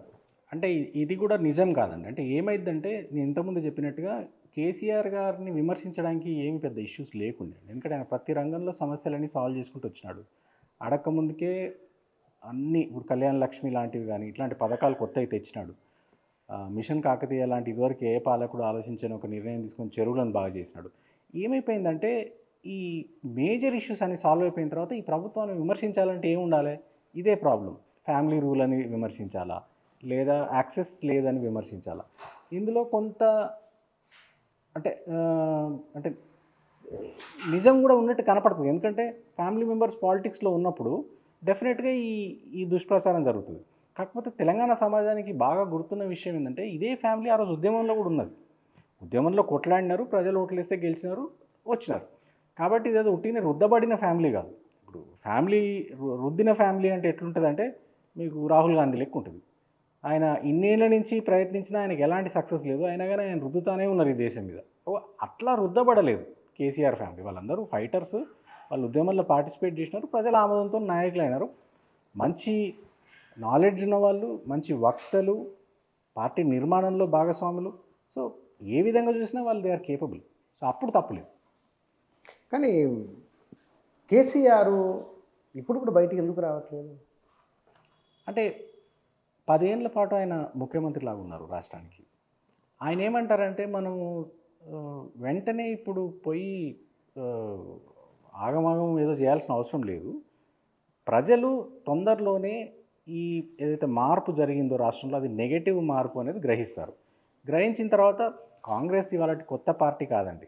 ఈ దేశానికి స్వాతంత్రం వచ్చినప్పటి నుంచి కాంగ్రెస్ పార్టీని మనందరం చూస్తూనే ఉన్నాం. సో కేసీఆర్ గారు చాలా కాన్ఫిడెంట్గా ఏం చెప్పారు, తొలి రోజుల్లోనే ఏం చెప్పారంటే వీళ్ళు డెలివరీ చేయలేరు, వీళ్ళు ఫెయిల్ అవుతారు, ప్రజలు డెఫినెట్గా తమ హక్కుల కోసం తమ సమస్యల మీద ఉద్యమిస్తారు, ప్రజలు ఉద్యమించిన రోజు మీరు వాళ్ళకు వెన్నుదన్నుగా ఉండండి, ప్రజలు ముందు నడుస్తారు, మీరు వాళ్ళు వెనకాల నడవండి అని ఒక మాట చెప్పారు. ఇవాళ కూడా బీఆర్ఎస్ పార్టీ అదే చేస్తుంది. మీరు గమనిస్తే బీఆర్ఎస్ పార్టీ ఏదో ముందరపడి ఏదో ఆ ఇష్యూ ఈ ఇష్యూ అని ఏమీ పోవట్లేదండి. ప్రజలు ఏదైనా సమస్య ఎదుర్కొంటే, ప్రజలు ఏదైనా డిమాండ్ తీసుకొస్తే దానికి మద్దతుగా నిలబడుతుంది. ఎందుకంటే ఒక రాజకీయ పార్టీ చేయాల్సిన పని అది. ప్రతిపక్షంలో ఉన్న రాజకీయ పార్టీ చేయాల్సిన పని ఏంటంటే ప్రజలకు ఏదైనా సమస్య వచ్చినప్పుడు, ప్రజలకు ఏదైనా ఇబ్బంది వచ్చినప్పుడు వారికి అండగా నిలబడడం. ఆ పని చేస్తుంది. అండ్ రేవంత్ రెడ్డి లాంటి నాయకుడికి చాలా అంటే అజ్ఞానము, చాలా అహంకారము ఉన్న నాయకుడు. ఆయనకి యాక్చువల్గా కేటీఆర్ గారు, హరీష్ రావు గారు వీళ్ళు సరిపోతారండి. ఆయన స్థాయికి ఇప్పుడు కేసీఆర్ గారు అర్జెంటుగా బయటకు వచ్చేయాల్సిన అవసరం, వీళ్ళనే తట్టుకోలేక ఆయన అక్రమ కేసులు పెట్టి అరెస్టులు చేసి ఆగమాగం చేస్తున్నాడు. ఇక కేసీఆర్ గారు బయటకు వస్తే తట్టుకోవడం చాలా కష్టం. రెండోది ఏంటంటే మీరు ఉద్యమం టైంలో కూడా చూసినారు, మీరు ఉద్యమం టైంలో కూడా మీడియాలో చాలా యాక్టివ్ ఉండేది కాబట్టి మీరు గమనించారు. ఏంటంటే కేసీఆర్ గారు ఎప్పుడైనా ఆయన మౌనంగా ఉన్నారంటే నిజంగా మౌనంగా ఉన్నట్టు కాదు, దాని వెనక ఏదో వ్యూహం ఉంటుంది. ఆయన ఏం నమ్ముతారంటే శాంతి సమయంలో మనం ఎంత ప్రిపేర్ అయితే యుద్ధంలో అంత తక్కువ నష్టమవుతుంది అనే ఒక నానుడు ఉన్నది. సో ఇది శాంతి సమయంలో ఆయన ప్రిపేర్ అవుతున్నారు నెక్స్ట్ యుద్ధానికి. డెఫినెట్గా ఆయన ఒక రోజు దిగుతారు, దిగిన రోజు రేవంత్ రెడ్డి గారికి చుక్కలు కనిపిస్తాయి. ఇక్కడ బహుశా మళ్ళీ నేను అక్కడికి వస్తాను, పుస్తక ప్రారంభానికి వస్తాను. ఇతర దేశాలకు వెళ్ళి పెట్టుబడులు ఆహ్వానించడం అంటే నిధులు తీసుకొని రావటం, ఆ పుస్తకం ప్రస్తావన ఉన్నది. అంటే వ్యవస్థలు ఎట్లా నిర్మాణమై ఎట్లా విధ్వంసం అవుతాయి అనేది కూడా అందులో చాలా క్లియర్ ఉన్నది. దావోస్ పర్యటన, కేటీఆర్ ఇతర దేశాలకు పెట్టుబడులు బాగా తెస్తున్నారని ప్రపంచ ఎకనామిక్ ఫోరంలో బలంగా మాట్లాడలేదు. ఈ గవర్నమెంట్ కూడా వాళ్ళు కూడా బలంగా నిధులు తెస్తున్నారు కదా. అయితే రెండు తేడాలు చెప్పాలండి. అంటే కేసీఆర్ అభివృద్ధి నమూనా ఎట్లా ఉంది అనేది కొన్ని ఉదాహరణలతో చెప్తాను. ఇప్పుడు విద్యుత్ రంగం ఉంది. విద్యుత్ రంగంలో గత ప్రభుత్వాలు ఏం చేసినాయి అంటే ప్రైవేట్కి పెద్దపీట వేసి ప్రైవేట్ పవర్ ఫ్యాక్టరీలు కట్టించి వాళ్ళతో చాలా ఎక్కువ ధరకు పీపీఏలు ఒప్పందాలు కుదుర్చుకున్నాయి. కానీ కేసీఆర్ గారు ప్రభుత్వ రంగంలో విద్యుత్ ఉత్పత్తి కేంద్రాలు నెలకొల్పారు. అదొక ఫండమెంటల్ డిఫరెన్స్. ఆయన చాలా గొప్ప ఆర్థిక అంటే ఆర్థిక రంగం మీద చాలా గొప్ప పట్టున్న వ్యక్తి. అందుకే ఆయన లోన్స్ తీసుకున్నారు. విద్యుత్ కేంద్రాల నిర్మాణం కోసం లోన్స్ తీసుకోవాలనుకున్నా కానీ ప్రభుత్వ రంగ సంస్థల నుంచే తీసుకున్నారు. ఆఖరికి ఆ టర్బైన్స్ తయారు చేసే ఇప్పుడు విద్యుత్ ఉత్పత్తి కేంద్రాలకు టర్బైన్స్ తయారు చేసే కాంట్రాక్ట్ కూడా BHELకి ఇచ్చినారు. ఈ దేశ చరిత్రలో ఏ పబ్లిక్ సెక్టర్ అండర్టేకింగ్కి ఎవరు ఇవ్వనంత పెద్ద ఆర్డర్ని తెలంగాణ ప్రభుత్వం, కేసీఆర్ ప్రభుత్వం BHELకి ఇచ్చిందండి, 20,000 కోట్ల పైచీలకు. అంటే ఆయన, మీరు ఇంతకుముందు చెప్పారు బహుళజాతి కంపెనీలు అని.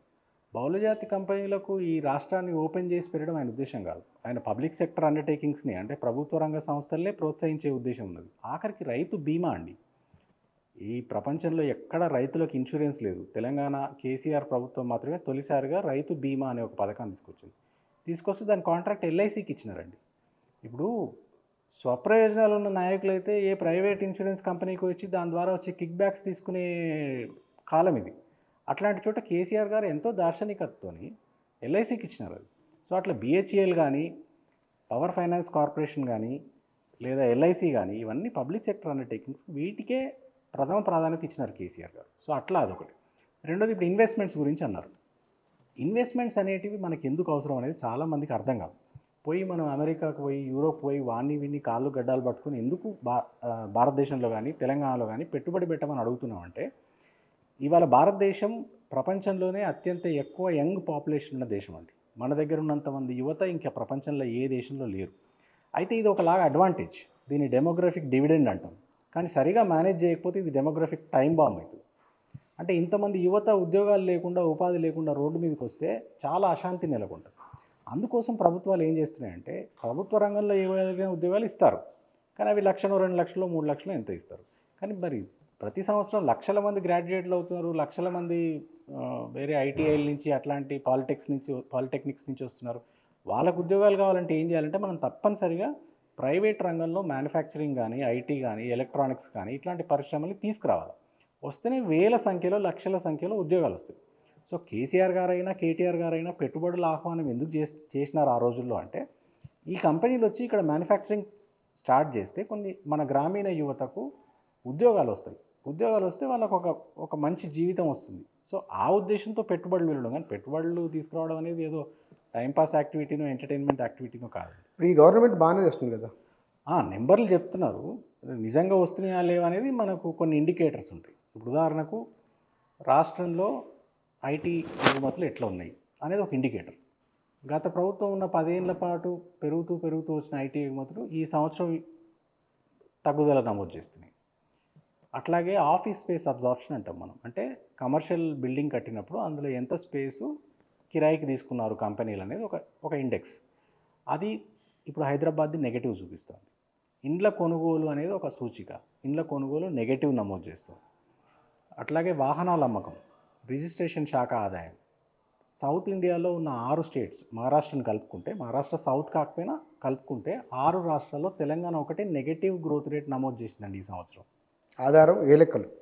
ఇవన్నీ అఫీషియల్ రికార్డ్స్ ప్రకారమే, రాష్ట్ర ప్రభుత్వం ఇచ్చిన లెక్కల ప్రకారమే చెప్తున్నా. ప్రతి దానికి ఆధారం ఉంది. కానీ మొన్న బహుశా నేను ఈనాడులో వచ్చింది, హైదరాబాదులో, తెలంగాణలో, గ్రామీణ అర్బన్ తెలంగాణలో పెరిగిన వాహనాల సంఖ్య 96. అదే ఈనాడు పత్రికలో 6 సౌత్ ఇండియన్ స్టేట్స్ కంపేర్ చేస్తూ గత నెలలోనే వ్యాసం వచ్చింది. అది మీకు పంపిస్తాను, మీరు చూడవచ్చు.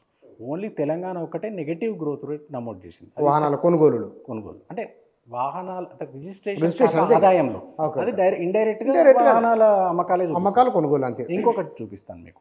TS ఐపాస్ అని ఒకటి తీసుకొచ్చినామండి పాత ప్రభుత్వంలో. పరిశ్రమలు 100 రకాల అనుమతుల కోసం 100 ఆఫీసులకు పోయి తిరగడం చాలా టైం పడుతుంది. ఒక సింగిల్ విండో ఆన్లైన్ అప్లికేషన్ ఉండాలని కేసీఆర్ గారు చెప్పినారు.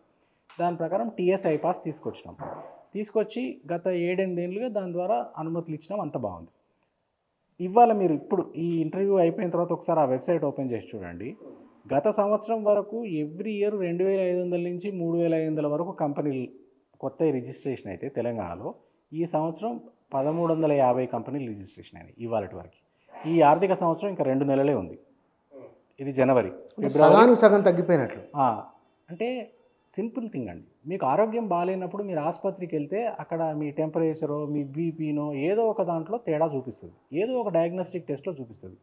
ఇవాళ తెలంగాణ చాలా సూచీలలో సంథింగ్ ఈజ్ రాంగ్ అనే సిమ్టమ్స్ కనపడుతున్నాయి. ఆ సంథింగ్ ఏంటి రాంగ్ అంటే వీళ్ళ పరిపాలన.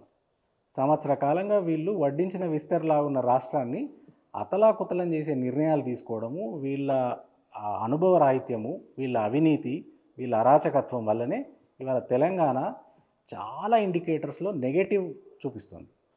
గత ప్రభుత్వంలో అనుత్పాదక వ్యయం పెరిగిన కారణంగా ఈ అనుత్పాదక వ్యయం దానికి మిత్తీలు వెరసి ఇవాళ పాలమూరు రంగారెడ్డి మూలకు పడ్డది. కాళేశ్వరం ఇంకా అసలు కింద కాలువలు లేదు, నీళ్లు బారలేదు. విద్యుత్ ప్రాజెక్టులు విపరీతమైన భారాన్ని మిగిలించినాయి. ఆ ఛత్తీస్గఢ్ నుంచి కన్నా కరెంటుకు అనవసరంగా డబ్బులు ఇవ్వాల్సి వచ్చింది. ఇట్లా వీళ్ళు అనాలోచితమైన ప్రజా వ్యతిరేకమైన నిర్ణయాలు తీసుకున్న కారణంగా 6 నుంచి 7 లక్షల కోట్ల అప్పు పడ్డది. ఇప్పుడు ఆర్థిక వ్యవస్థ నిర్వహణ సమగ్రంగా ఉంది అని వారు అంటున్నారు. మీరు 4 పాయింట్స్ మెన్షన్ చేశారు. ఒకటి ఒక్కొక్క దానికి చెప్తూ వస్తాను జవాబులు. మీరు పాలమూరు రంగారెడ్డి గురించి అన్నారు. ఇప్పుడు గత ప్రభుత్వం దాని డిపిఆర్ అసలు ప్రాబ్లమే డిపిఆర్ దగ్గర 10 ఏళ్ల పాటు తెలంగాణ ప్రభుత్వం చేసిన మహబూబ్నగర్ జిల్లాలో, ఎస్పెషల్లీ మీది మహబూబ్నగర్ ప్రాంతం కాబట్టి మీకు ఇంకా మా ప్రాజెక్ట్ ఇంకా క్లియర్గా తెలుసు. మహబూబ్ నగర్లో వేరే చిన్న చిన్న లిఫ్ట్ ఇరిగేషన్స్ అన్నీ కంప్లీట్ చేయడం వల్ల మనం దాదాపు 9 లక్షల ఎకరాలు అదనంగా సాగులోకి తీసుకురాగలిగాం. దాని ఎఫెక్ట్ ఏంటంటే ఇవాళ రివర్స్ మైగ్రేషన్ జరిగింది. అదే పాలమూరు ఏదైతే మైగ్రేషన్ లేబర్కి పాపులరో ఆ పాలమూరులో ఇవాళ రివర్స్ మైగ్రేషన్ అయింది. మొదటిది అది. రెండోది, కోవిడ్ సమయంలో మీకు గుర్తుంటుంది, పాలమూరులో ఉత్పత్తి అయిన వరి ధాన్యము మనం కేరళకి ఎగుమతి చేసినాం. ఒకసారి ఆలోచించండి, పాలమూరు డ్రై రీజన్, నెర్రెలు బాసిన నేల, ఆ నేలలో ఇవాళ ధాన్యం కేరళకు ధాన్యం రాసులు వచ్చి కేరళకు పంపిస్తున్నాం మనం. Out of all the states కేరళకు పంపిస్తున్నాం. అదే ఎక్కడ న్యూస్ రిపోర్ట్ కాలేదు, వచ్చింది, అన్ని పేపర్లో వచ్చింది. నేనేమంటున్నా అంటే ఇవన్నీ ఇండికేటర్స్. పాలమూరులో పచ్చదనం పెంపొందించడం టీఆర్ఎస్ పార్టీ చేసిన గొప్ప పని. ఇప్పుడు ఈ పాలమూరు రంగారెడ్డి కంప్లీట్ అయితే ఇంకా అసలు ఇక ఊహించనంతగా అవుతుంది. అందుకే వీళ్ళు ఏం చేస్తున్నారు, కావాలని దాన్ని పక్కకు పెట్టి దాన్ని డిలే చేసి ఏదో మళ్ళీ ఇంకేదో లిఫ్ట్ ఇరిగేషన్ అని అవన్నీ పట్టుకోవచ్చు, కొడంగల్ అని. అది మొదటిది. రెండోది, మీరు విద్యుత్ ఉత్పత్తి కేంద్రాల గురించి చెప్పారు. నేను ఇంతకుముందు చెప్పినట్టుగా విద్యుత్ ఉత్పత్తి కేంద్రాలు మనకు ఆ రోజు ఉన్న పవర్ జనరేషన్ కెపాసిటీకి 3 రెట్ల పవర్ జనరేషన్ కెపాసిటీ తీసుకురాగలిగాం మనం 10 ఏళ్లలో. అంటే 65 ఏళ్ల పాటు ఉన్న పాలకులు 6,000 మెగావాట్లు మాత్రమే చేయగలిగితే మనం 10 ఏళ్లలో దాన్ని 20,000 మెగావాట్లకు పెంచగలిగాం. అది గొప్ప విజయం. తెలంగాణ లాంటి రాష్ట్రాలు ఇవాళ అభివృద్ధి సాధిస్తున్నాయంటే విద్యుత్ అనేది చాలా కీలకమైన ముడిసరు, ఇండికేషన్. ఇంకోటి, నేను ఇంతకుముందు చెప్పినట్టుగా దాన్ని బిహెచ్ఈఎల్కి ఇచ్చినామండి. విద్యుత్ ప్రాజెక్టుని నిర్మించేదాన్ని బిహెచ్ఈఎల్కి ఇచ్చినాం. నిజంగా కేసీఆర్ గారికి డబ్బు చేసుకుని అదే ఉండుంటే ప్రైవేట్ కంపెనీలకు ఇస్తుంటే కదా, ఇవ్వలేదు ఆయన. అన్నాడు ఛత్తీస్గఢ్ నుంచి విద్యుత్ అన్నారు. చాలా మంచి పాయింట్. అంటే ఈ కాంగ్రెస్ ప్రభుత్వం చేస్తున్న ఆరోపణలు ఎంత హాస్యాస్పదంగా ఉంటాయంటే, తెలంగాణ ప్రభుత్వం విద్యుత్ కొన్నది ఛత్తీస్గఢ్ ప్రభుత్వం నుంచి అండి. అంటే G2G అంటారు, గవర్నమెంట్ టు గవర్నమెంట్. అందులో అవినీతి ఎట్లా జరుగుతుందండి? లబ్ధిదారులు ఎవరు ఉంటారు? గవర్నమెంట్ టు గవర్నమెంట్లో ఎవరు ఉండరు కదా. ఇంకే ప్రభుత్వం అయినా, ఇంకే రాజకీయ నాయకుడైనా ఇట్లాంటి అవకాశం దొరికితే ప్రైవేట్ విద్యుత్ కంపెనీ నుంచో విద్యుత్ కొని 4 రూపాయలు వెనకేసుకుందామనే ఆలోచన ఉన్న రోజులల్లో కేసీఆర్ గారు చాలా గొప్ప ఆలోచన చేసి ఛత్తీస్గఢ్ ప్రభుత్వం నుంచి విద్యుత్ కొన్నారండి. ఎప్పుడైనా గవర్నమెంట్ నుంచి కొన్నప్పుడు ₹1 ఎక్కువ పెట్టి కొన్నా కానీ అది ఎవరికి లబ్ధి చేకూరినట్టు కాదు. ఆ రోజు పరిస్థితి అట్లాంటిది. ఆ రోజు విద్యుత్ లేదు, మనకు అర్జెంటుగా కావాలి. ఎందుకంటే ఇక్కడ పరిశ్రమల నుంచి వ్యవసాయం వరకు అన్నీ మూలకు పడి ఉన్నాయి. రాష్ట్రం వచ్చినాడు కరెంట్ లేక, విద్యుత్ హాలిడేలు ఉండేవి. ఇట్లాంటి పరిస్థితులలో మనం వెంటనే రాష్ట్రాన్ని మళ్ళీ నిలబెట్టాలని చెప్పి ఆయన ₹1 ఎక్కువైనా అప్పటికప్పుడు ఛత్తీస్గఢ్ నుంచి కొన్నారు. అందుకే బయట నుంచి కొంటే అవినీతి అని అంటారని ఆయన ప్రభుత్వం నుంచి కొన్నారు, ఛత్తీస్గఢ్ ప్రభుత్వం నుంచి. అది తప్పు కాదు. ఇట్లా ప్రతి చోట వాళ్ళు ఒక తప్పుడు ఆరోపణ చేయడం తప్పితే అందులో నిజం అనేది లేదండి. నేను అనేది ఏంటంటే, ఇప్పుడు మహబూబ్నగర్ జిల్లాకు సంబంధించింది కేరళకు అక్కడ నుంచి ధాన్యం ఎక్స్పోర్ట్, వాస్తవానికి అది అన్ని పత్రికల్లో మొదటి పేజీలో బ్యానర్ ఐటమ్కే వేయాల్సిన వార్త అది. అంటే దురదృష్టవశాత్తు మన మీడియాకి ఏంటంటే, అంటే మనకు మీడియాకి సెన్సేషనలిజం కావాలి. అంటే పాజిటివ్ జర్నలిజం అది నిజమే అయితేనే అనేది. అది నిజమే. అన్ని ఆధారాలు మీకు పంపిస్తాను, అన్ని న్యూస్ క్లిప్స్ ఏది మాట్లాడినా విత్ ప్రూఫే మాట్లాడతాను. పత్రికల్లోనో నివేదికల్లోనో వచ్చిన రిపోర్ట్ మాత్రమే కోట్ చేసి మాట్లాడతాను, కానీ వేరేది కాదు. అది మీకు పంపిస్తాను. ఇంకోటి, నేను ఇంతకుముందు చెప్పిన కదా, ధాన్యం ఉత్పత్తిలో ఎక్కడో 10-11 స్థానంలో తెలంగాణ ఇవాళ ఫస్ట్ ప్లేస్కి ఎట్లా వస్తుందండి? ఏం చేయకపోతే కేసీఆర్ నీళ్ళు ఇవ్వకపోతే, కేసీఆర్ కరెంట్ ఇవ్వకపోతే, కేసీఆర్ రైతు బంధు ఇవ్వకపోతే, గోదాములు నిర్మించకపోతే, ధాన్యం కొనుగోలు చేయకపోతే, ఇవన్నీ చేయకపోతే చూమంతరణంగానే నెంబర్ 1 కాదు కదా తెలంగాణ. అందులో 65 ఏళ్ల పాటు అట్టడుగున ఉన్న ఒక రాష్ట్రం 10 ఏళ్లలోనే ఎట్లా నెంబర్ 1 అవుతుంది? ఇంకో ఉదాహరణ చెప్తాం. మనము ప్రదేశ్ అయితే కలిసే ఉన్నాం కదా. మరి ఇక్కడ జరిగిందే ఆంధ్రప్రదేశ్లో కూడా జరిగి ఉండాలి కదా ఈ 10 ఏళ్లలో. మరి ఆంధ్రప్రదేశ్ ధాన్యం ఉత్పత్తి అప్పటికి ఇప్పటికి ఎంత పెరిగిందో చూడండి. ఆ రోజు సుమారు 50 లక్షల మెట్రిక్ టన్నుల దగ్గర ఉంటే ఇవాళ కూడా దాదాపు అంతలే ఉన్నారు. పెద్ద ఇంప్రూవ్మెంట్ లేదు. మరి అదే టైంలో తెలంగాణ 10వ స్థానం నుంచి మొదటి ప్లేస్కి పోయింది. కానీ ఏమంటా అంటే పని జరగకపోతే, ఆ మౌలిక రంగాలలో చేంజ్ కాకపోతే ఈ అవుట్పుట్స్ రావు. ఇన్పుట్స్ ఇస్తేనే అవుట్పుట్స్ వస్తాయి. బహుశా దీనికి మీరు కొంత నిర్దిష్టమైన సమాధానం ఆశిస్తున్నాను మీ నుంచి. నేను తెలంగాణ రాష్ట్రం ఏర్పడిన తర్వాత చెరువుల పునరుద్ధరణ సుమారుగా 22-23 లక్షల ఎకరాల భూమి సాగునీళ్ళు వచ్చినాయి. ఈ చెరువుల కింద ఉన్న భూమి అప్పటికే వ్యవసాయ రంగంలో ఉన్నవారు అనుకుంటే కనుక శూద్రాగ్రవర్ణానికి సంబంధించిన వాళ్ళ భూములే ఉన్నాయి. ఆర్థిక వ్యత్యాసాల పెంపుదలకు ఒక కారణమైంది భూమి లేని వారికి, వ్యవసాయ కూలీలకు, దళితులకు, వీరికి భూములు ఉన్న వారికి నీళ్ళు వచ్చి 2 పంటలు 3 పంటలు కూడా పండాయి. ఆర్థికంగా ఒక సెక్షన్ బలపడింది, మిగతా వాళ్ళు బలహీనపడ్డారని ఒక చర్చ ఉన్నది. మీరు అంగీకరిస్తారా? అంటే గణాంకాలు అయితే దాన్ని సపోర్ట్ చేయట్లేదండి. ఇది రైతు బంధు తెచ్చిన కొత్తలో కొంతమంది మిత్రులు ఈ వాదన లేవనెత్తినారు. ఏంటంటే రైతు బంధు అనేది కేవలం అగ్రకులాల వారికి, భూమి ఉన్న అగ్రకులాల వారికి మాత్రమే ఉపయోగపడుతుందని ఒక చర్చ తీసుకొచ్చిన అంటే నెక్స్ట్ క్రాపింగ్ సీజన్లో ఏం చేసిందంటే ప్రభుత్వం ఏ వర్గానికి ఎంత శాతం భూమి ఉంది అనే డేటా కూడా రిలీజ్ చేసింది.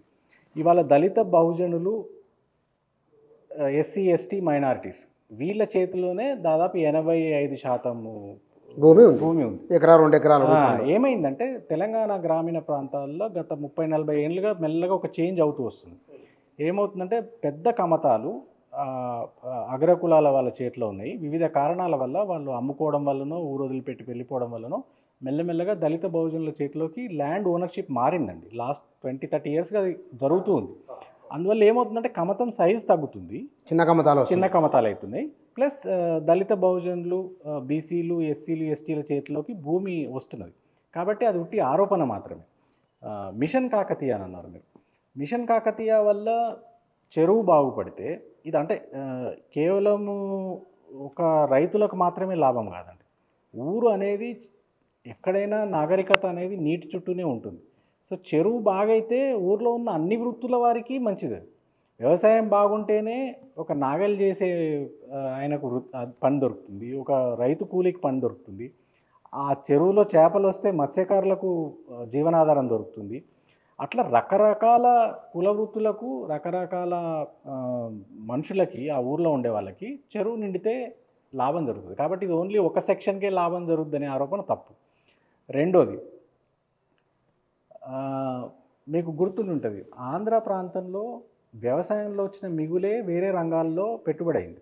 ఇప్పుడు 100 ఏళ్ల క్రితము బ్రిటిష్ పరిపాలనలో వాళ్లకు ఆనకట్టలు కట్టడం వల్ల వచ్చిన నీరు వ్యవసాయ రంగం అభివృద్ధికి తోడ్పడింది. అక్కడున్న సర్ప్లసే తర్వాత రంగంలో పరిశ్రమలు అంటే రైస్ మిల్లు, ఆ తర్వాత మెల్లమెల్లగా హాస్పిటాలిటీ, హెల్త్ కేరు, సినిమా రంగం, ఐటీ పరిశ్రమ, ఇవన్నీ రంగాలలో ఆంధ్ర బిజినెస్ మ్యాన్ డామినేషన్ కారణం ఏంటంటే వ్యవసాయ రంగంలో వచ్చిన మిగులు. తెలంగాణలో గత 10 ఏళ్లలో ఆ మిగులు క్రియేట్ కావడం మొదలుపెట్టింది. ఎందుకంటే ఇవాళ తెలంగాణ రైతు చేతిలో 4 రూపాయలు ఉన్నాయి.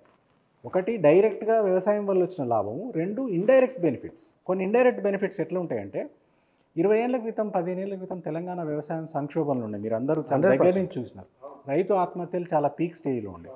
తెలంగాణ వచ్చిన తర్వాత రైతు ఆత్మహత్యలు గ్రాడ్యువల్గా తగ్గడం మొదలుపెట్టింది. దీనికి 2 కారణాలు. ఒకటేమో డైరెక్ట్గా నేను చెప్పినట్టుగా విద్యుత్ రావడం, నీళ్లు రావడం, రైతు బంధు రావడం, ఇదొక డైరెక్ట్. ఇండైరెక్ట్గా ఏమైందనంటే ఈ ఓవరాల్ ఆర్థిక వ్యవస్థ మంచిగా ఉండడం వల్ల భూముల ధరలు పెరగడం మొదలుపెట్టింది.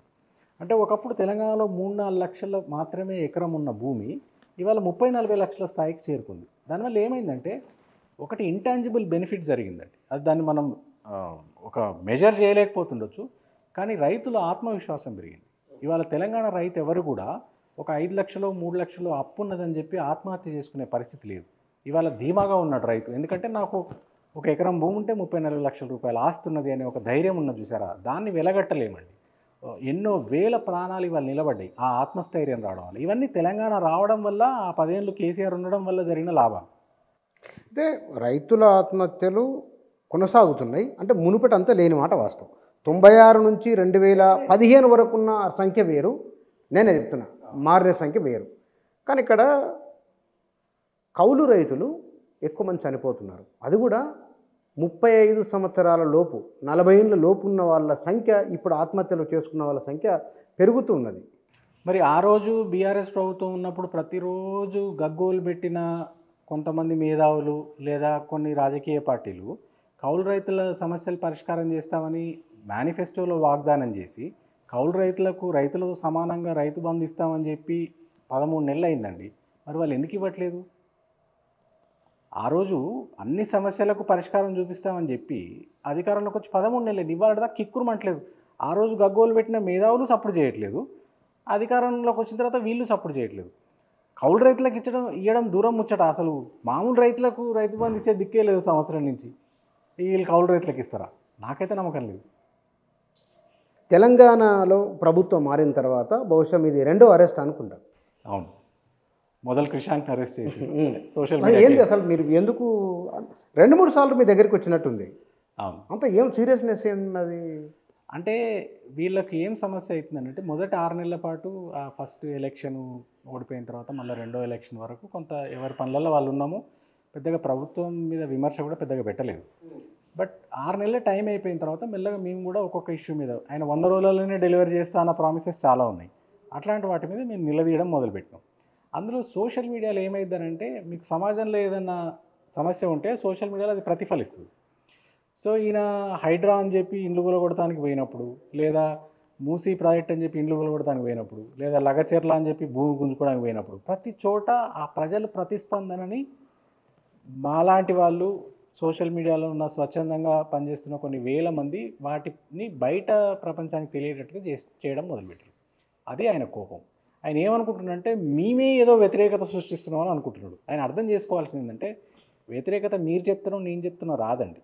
ప్రజలలో ఉన్న వ్యతిరేకతకు సోషల్ మీడియా ఒక ప్రతిబింబం, అద్దం లాంటిది. అది ముఖం బాలేదని అద్దాన్ని వలగొట్టుకున్నట్టుగా సోషల్ మీడియా యాక్టివిస్టుల మీద కేసులు పెడితే ఏమొస్తుందంటే, దీనివల్ల ఏమీ ఒరిగేది ఉండదు ఆయనకి. ఇంకా వ్యతిరేకత ఎక్కువ అవుతుంది, మాలాంటి వాళ్ళ పట్టుదల ఇంకా ఎక్కువవుతుంది. అంతకుమించి ఆయనకు ఒరిగేది అయితే ఏముండదు. ఎందుకంటే మేము నేరం చేస్తలేము, మేము ప్రజల సమస్యల్ని జస్ట్ ఒక అద్దం పెట్టి చూపిస్తున్నాం. ఆయన ఇస్తా అంటారు 420 గ్యారెంటీలు ఇవ్వమని ప్రశ్నిస్తున్నాం. అంతకుమించి మేము ఏ నేరం చేయట్లేదండి. ఒకవేళ దాన్ని ఆయన కేసులు పెట్టో అరెస్టులు చేసో ఆపగలనని అనుకుంటే అది ఆయన అమాయకత్వం. మీ మీద కేసు ఏమిటి? ఇదే అంటే ఇప్పటికి ఒక 8 కేసులు పెట్టిరండి. 8 కేసులు? 8 కేసులు పెట్టి. ఏమేమి అవి? మొట్టమొదటి కేసు చాలా అంటే అన్నీ హాస్యాస్పదమైనవే. మొదటిది అయితే మరీ పెద్ద జోక్. వీళ్ళు ఏం చేసినారంటే, నేను ఇంతకుముందు పేర్లు మార్చే పథకం ఒకటి పెట్టుకున్నారు కదా. సో తెలంగాణ స్టేట్ ఆర్టీసీ అని ఉన్నదాన్ని తెలంగాణ ఆర్టీసీ అని మార్చినారు. మార్చి ఒక ప్రెస్ నోట్ ఇష్యూ చేసినారు. రవాణా శాఖ మంత్రి కార్యాలయం నుంచి ఒక ప్రెస్ నోట్ ఇష్యూ చేసి దాంతోపాటు ఒక లోగో కూడా జత చేసి పంపినారు మీడియాకు. మీడియాలో అన్ని చోట్ల వచ్చింది. అందులో పాత లోగోలో కాకతీయ కళాతోరణం ఉంటుంది, అది తీసేసినారు. తీసేస్తే నేను ట్విట్టర్లో ఒక పోస్ట్ పెట్టినా, ఏంది ఇది తెలంగాణ అస్తిత్వంతో ఎందుకు ఆటలాడుతున్నావు, కాకతీయ తోరణం తీసేయాల్సిన అవసరం ఏమొచ్చిందని అన్న. తెల్లారేసరికి నా మీద ఏం కేసు పెట్టారు తెలుసా? ఆ లోగో నేనే తయారు చేసినాను కేసు పెట్టారు. ఎంత హాస్యాస్పదమో చూడండి. ప్రభుత్వమే ఇట్లా అబద్ధాలు ఆడి కేసులు పెడితే ఇక పౌరులు ఏం చేస్తారు చెప్పండి. ఫస్ట్ కేసు అట్లా మొదలైంది. అది వాళ్ళు విడుదల చేసినారు కదా, వాళ్ళు విడుదల చేసిన లోగోనే, పేపర్లలో వచ్చిన లోగోనే. ఇప్పుడు పేపర్ వాళ్ళకైతే నేను తయారు చేసి పంపను కదా, టీవీ వాళ్ళకైతే నేను తయారు చేసి పంపను కదా. వాళ్ళందరూ వేస్తే నా మీద కేసు పెరిగింది. అది హాస్యాస్పదమైన కేసు. అట్లా దాని మీద అరెస్ట్ చేయడానికి చాలా నానా తిప్పలు పడ్డారు. సరే యాంటిసిపేటరీ బెయిల్ తీసుకుని అయిపోయింది. తర్వాత కొంతకాలానికి నల్గొండ జిల్లాలో ఒక రైతు మల్లయ్య అని, ఆయన కేసీఆర్ పరిపాలనే బాగుండే, రేవంత్ రెడ్డి పరిపాలన బాగాలేదని ఒక మాట్లాడిండు. అది ఒక వీడియో వచ్చింది. ఎవరో మన పిల్లలు ఎవరో సోషల్ మీడియా పెడితే దాని మీద ఎవరైతే పోస్ట్ చేసారో వాళ్ళ మీద కేసు పెట్టి, ఆయన చేత నేనే ఆ పోస్ట్ పెట్టించినాను, నా మీద కేసు పెట్టి. అట్లా 2వ కేసు. 3వ కేసు అక్కడ జైనూరులో మత కలవలాలు జరిగితే ఎవరో మన పిల్లలు ఎవరో ఆ మత కలవలు జరిగినాయి పెడితే మత కలవలను ప్రేరేపించేటట్టుగా నేను చేసిన అని చెప్పి ఇంకో కేసు. అంటే ఎక్కడ ఏ సంఘటన జరిగినా ఆ సంఘటన గురించి ఎవరు పోస్ట్ పెట్టినా దాన్ని అడిదిప్పిడిదిప్పిడిది నా మీద కేసు పెట్టాను. ఎందుకు వచ్చినట్లు ఇన్ని మీ మీద? ఏం లేదు, అంటే ప్రశ్నించే వాయిసెస్ని గొంతు నొక్కడం మీ ఉద్దేశం. ఇప్పుడు మీరు యాక్టివ్ పాలిటిక్స్లో ఉన్న వాళ్ళని ఇప్పుడు కేటీఆర్ గారి మీద కేసు, పాడి కౌశిక్ రెడ్డి గారి మీద మీరు కేసు, బయటకు వచ్చి మాట్లాడారు కదా. హరీష్ రావు గారి మీద కేసు. వీళ్ళు ఏమనుకుంటున్నారంటే కొంతమంది ఫ్రంట్లో ఉన్న వాళ్ళని కొంతమందిని అనగదొక్కాలి, కొంతమంది బ్యాక్గ్రౌండ్లో ఉన్న వాళ్ళని కొంత అనగదొక్కాలి. సో విస్తృతంగా రాస్తున్నా కాబట్టి, విస్తృతంగా పోస్ట్ చేస్తున్నా కాబట్టి వాళ్ళు ఏమనుకుంటున్నారంటే నాలాంటి వాడిని లోపలేస్తే కొంత ఈ బయట జరుగుతున్న నెగటివిటీ తగ్గిపోద్దని అనుకుంటున్నారు. అది కేవలం వాళ్ళ అమాయకత్వం. ఒక వ్యక్తిని అరెస్ట్ చేయడం ద్వారానో, ఒక వ్యక్తిని జైల్లో వేయడం ద్వారానో ఈ వ్యతిరేకత తగ్గదండి. 13 నెలల్లోనే ఈ ప్రభుత్వం సర్వభ్రష్టత్వం పొందింది. 10 ఏళ్ళ ప్రభుత్వానికి రానంత నెగటివిటీ 1 ఇయర్లోనే తెచ్చుకున్నాడు ఈయన. కాబట్టి ఇది ఆగేది కాదు, ఇది పెరుగుతూ పోతుంది. ఈ వ్యతిరేకత ఇంకా పెరుగుతుంది, కానీ ఎన్ని కేసులు పెట్టినా ఎన్ని అరెస్టులు చేసినా తగ్గదు. అంటే ఇప్పుడు కేటీఆర్ దగ్గరే ఉన్నారు కదా, అంటే ఏం జరిగినట్లు అది ఈయన అరెస్ట్ కావచ్చు అని అనుకుంటారా విత్ ఇన్ ద సర్కిల్లో, మీ సర్కిల్లో డిస్కషన్? అంటే ఈయనది ఎటు చెప్పేటట్టు ఉండదండి. ఎందుకంటే ఒక వ్యవహారస్తుడైతే, ఒక పరిణతి చెందిన రాజకీయ నాయకుడైతే, ఒక మామూలు మనిషి అయితే ఇట్లా బిహేవ్ చేస్తారేమో అని మనం ఊహించవచ్చు. కానీ ఈయన చాలా అన్ప్రెడిక్టబుల్గా ఉన్న మనిషి. ఈయన ఏది మంచిదో ఏది చెడో ఆ విచక్షణ ఉన్నట్టయితే నాకు కనపడలేదు. ఎందుకంటే మీరు ఆ మధ్య ఢిల్లీలో ఇండియా టుడే అనే వాళ్ళు ఒక ప్రోగ్రాం పెడితే ఈయన పోయి ఆడ మాట్లాడాడు. అక్కడ యాంకర్ ఏమడిగిందంటే మెట్రో రైల్ సీఈఓ ఆ మధ్య ఫ్రీ బస్ స్కీమ్ వల్ల మా మెట్రో రైలు నడుస్తలేదు, మాకు నష్టాలు వస్తున్నాయి అని అన్నాడు. దాని గురించి ప్రస్తావించి దాని మీద మీ ఒపీనియన్ ఏందని అడిగిరు. ఈయన ఏమంటాడు ఎరికేనా? ఈయన అంటాడు, నేను మా పోలీసు వాళ్ళకి చెప్పిన సీఈఓని లోపలేమని చెప్పిన జైల్లో. అంటే ఇంత క్యాజువల్గా ఒక సినిమా వాళ్ళని జైలు వేస్తావు, ఒక ఇండస్ట్రీ సీఈఓని జైలు వేస్తావు. అంటే జైలు వేయడం అనేది ఈయన ఒక సరదాలాగా, ఒక ఆటలాగా ఉంది. ఈయన ఎవరిని అరెస్ట్ చేస్తాడంటే ఎవరినైనా అరెస్ట్ చేయొచ్చు, ఎవరినైనా జైల్లో పెట్టవచ్చు. అన్ప్రెడిక్టబుల్ మనిషిగా. ఎందుకో సినిమా సందర్భం వచ్చింది కాబట్టి ప్రజలు లేకుండా, ప్రజలు ప్రేక్షకులు కాకుండా పెద్ద స్టార్లు లేరు. బీఆర్ఎస్ ఇటు ప్రేక్షకులు లేదా ప్రజల పక్షం కాకుండా సినిమా వాళ్ళ పక్షం ఎక్కువ తీసుకున్నదని ఒక లేదు, సినిమా వాళ్ళ పక్షం కాదు. అక్కడ అరెస్ట్ అయింది, అన్యాయంగా అరెస్ట్ చేసినారనే ఒపీనియన్ ఉంది. ఎందుకంటే ఆయన హీరో ఎవరైతే ఉన్నారో ఆయన ఒక సెలబ్రిటీ, అతిస్పందన ఉంది ప్రభుత్వం నుంచేనే. సెలబ్రిటీ ఒక ప్లేస్కు పోయినప్పుడు అక్కడ బందోబస్తు నిర్వహించే బాధ్యత ప్రభుత్వానికి. సెలబ్రిటీ తన బందోబస్తు తను చేయలేడు. ఒక దగ్గర పోయినప్పుడు జనం ఎగబడతారు. రాజకీయ నాయకుడు కావచ్చు, క్రికెటర్ కావచ్చు, సినిమా హీరో కావచ్చు, ఎవరైనా కావచ్చు. అక్కడ తొక్కిసలాట జరగకుండా, ప్రజలు ఇబ్బంది పడకుండా ఏర్పాట్లు చేయాల్సిన బాధ్యత ప్రభుత్వానికి. ఏ ప్రోగ్రామ్ అయినా కానివ్వండి, అది మీరు ప్రోగ్రామ్ పెట్టినా ఇంకొకరు ప్రోగ్రామ్ పెట్టినా ప్రభుత్వందే బందోబస్తు బాధ్యత. సో అక్కడ తొక్కిసలాట జరిగిందంటే ఫెయిల్యూర్ బందోబస్తు చేసిన వాళ్ళది, హీరోది కాదు. అది ఫస్ట్. రెండోది, నిజంగానే ఆయన పాత్ర కూడా కొంత ఉందని అనుకున్నప్పుడు దాన్ని డీల్ చేయాల్సిన విధానం వేరు. అంతేగాని అట్లా ఆయన బెడ్రూమ్లోకి పోయి అరెస్ట్ చేసి ఒక రోజంతా జైల్లో పెట్టి, ఇది ఏం సూచిస్తుందంటే ఇది కక్ష సాధింపుని సూచిస్తుంది. ఇది అబ్నార్మల్ బిహేవియర్. అంతెందుకు, వారం 10 రోజుల కింద తిరుమలలో తొక్కిసలాట అయింది, 6 చనిపోయినారు. ఎంతమంది అరెస్ట్ చేసినారండి? అట్లా చేయరు. అట్లా చేసుకుంటూ పోతే ఈ దేశంలో ఉన్న సగం మంది రాజకీయ నాయకులు, సగం మంది సెలబ్రిటీలు జైళ్ళలోనే ఉంటారు. ఎన్నో తొక్కిసలాటలు అవుతుంటాయి. అది మళ్ళీ జరగకుండా జాగ్రత్తలు తీసుకోవాలి. బాధ్యులు ఎవరైనా ఉంటే వాళ్ళ మీద డెఫినెట్గా చర్యలు తీసుకోవాలి. కానీ మొన్న ఆ హీరో విషయంలో జరిగింది మాత్రం తప్పనిసరిగా కక్ష సాధింపులాగా కనపడ్డది. కాబట్టి బీఆర్ఎస్ దాన్ని ఎత్తి చూపించింది, ఇది కక్ష సాధింపు. ఎందుకంటే ఒకటండి, మీరు ఒక్కొక్కరిని ఇట్లా యాంటగనైజ్ చేసుకుంటూ పోయి ఒక్కొక్క రంగాన్ని ఆగం పట్టిస్తున్నారు. ఇప్పుడు సినిమా ఇండస్ట్రీ కూడా ఒక ఇండస్ట్రీనే. దాని మీద సినిమా థియేటర్లో సైకిల్ స్టాండ్ నడిపే వ్యక్తి దగ్గర నుంచి మొదలుపెట్టి క్యాంటీన్లో పనిచేసే పిల్లవాడి వరకు అందరూ ఆధారపడి ఉన్నారు ఆ రంగం మీద. కాబట్టి ఏ రంగాన్ని కూడా మనం ఉత్తినే డ్యామేజ్ చేయొద్దు, మన వ్యక్తిగత పగలకు కక్షలకు దాన్ని డ్యామేజ్ చేయొద్దు. అది బీఆర్ఎస్ స్టాండ్ అంతవరకు. 13 నెలల కాలంలో